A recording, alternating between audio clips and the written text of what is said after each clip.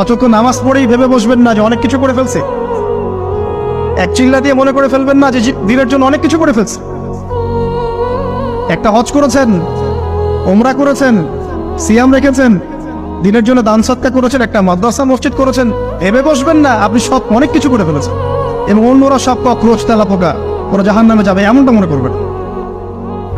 জানি না আমরা যে কার আমলের কতটুকু আল্লাহর কাছে কবুল হচ্ছে।